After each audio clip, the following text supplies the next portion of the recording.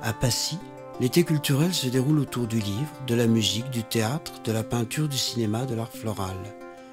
Le Salon international du livre de montagne, le week-end précédent le 15 août, est le rendez-vous annuel des amis du livre et de la montagne.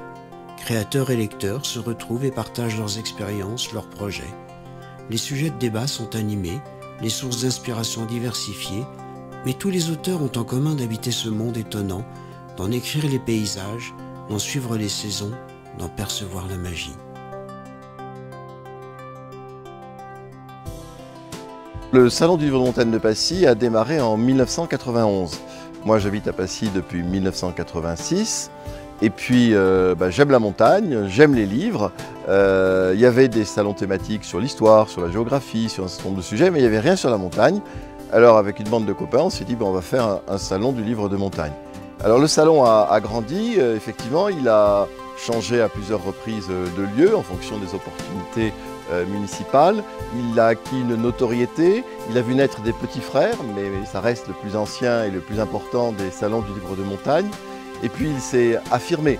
Le livre de montagne, ça n'est pas que le livre d'alpinisme, hein. Toutes les approches de la montagne sont les bonnes, de la bande dessinée à l'histoire, de la géographie à la géopolitique, en passant par la poésie. Et puis c'est pas que les Alpes, c'est toutes les montagnes du monde. Et donc avec cette largeur du sujet à la fois en termes de matière et puis en termes géographiques, ça permet d'avoir chaque année des nouveautés. Et puis en même temps, il y a toujours la section livres anciens qui a beaucoup de succès. Et c'est devenu au fil des années un rendez-vous où les professionnels du livre se retrouvent pour monter des projets. Et depuis à peu près la 10e année, on a vu arriver des livres finis, dont les auteurs nous disaient, par exemple l'éditeur et l'écrivain, ou le photographe et le poète, on s'est rencontrés au Salon de Passy, on a eu envie de travailler ensemble, et voilà le bébé, donc ça fait extrêmement plaisir. Les écrivains tendent la main aux lecteurs, les alpinistes impressionnent les touristes, les gens d'ici transmettent leur savoir-faire, autant de journées d'échange sur les comportements en montagne, sur l'importance du regard posé sur notre environnement.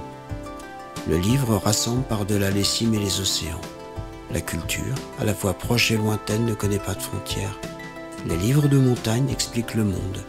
Ils mettent en scène le réel. Ils nous préparent à l'avenir, chacun dans leur style.